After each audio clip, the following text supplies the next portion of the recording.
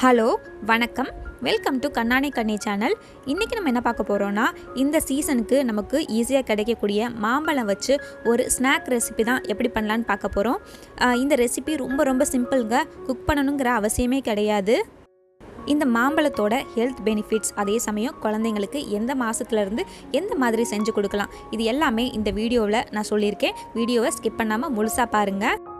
இந்த ரெசிபி பண்ணுறதுக்கு 2 table spoon போல் நல்ல குட்டி துண்டுகளாக நறுக்குன மாம்பழம், நல்ல பழுத்த மாம்பழம் எடுத்திருக்கேன். அதோட 2 போல் பிஸ்தா எடுத்திருக்கேன்.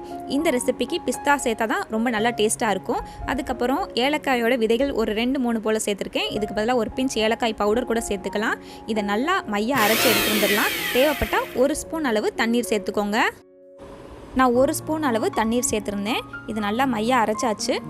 பாருங்கள், இந்த மாதிரி இருக்கும். இதில் அரைப்படாமல் பிஸ்தா சின்ன துண்டுகளாக இருந்துச்சுன்னா அதை எடுத்துருங்க. ஏன்னா குழந்தைங்க சாப்பிடும்போது அவங்களுக்கு அப்புறம் தொண்டையில் சிக்கிக்கும். அதனால் அதை மட்டும் எடுத்துக்கோங்க.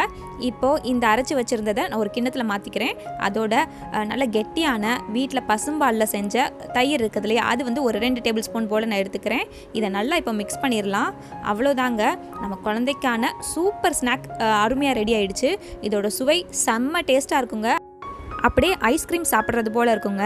கொஞ்சம் பெரிய குழந்தைங்களுக்கு இதை ஃப்ரிட்ஜில் வச்சு நீங்கள் கொடுக்கலாம். ரொம்பவே டேஸ்ட்டாக இருக்குங்க.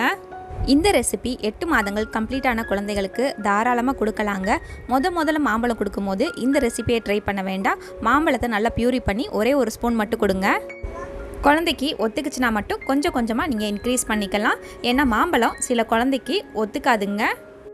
இந்த ரெசிபி நீங்கள் ட்ரை பண்ணி பார்த்தீங்கன்னா உங்கள் குழந்தைங்க எப்படி சாப்பிட்டாங்கன்னு கீழே மறக்காமல் கமெண்ட் பண்ணுங்கள். இது போல் நம்ம சேனலில் டிஃப்ரெண்ட் பேபி ஃபுட் ரெசிபிஸ், அப்புறம் பேபி ப்ராடக்ட்ஸ் ரிவ்யூஸ் கூட நான் ரெகுலராக ஷேர் பண்ணிகிட்டே இருக்கேன். நம்ம சேனலோட வீடியோஸ், அதுக்கப்புறம் பிளேலிஸ்ட் செக் பண்ணி பாருங்கள்.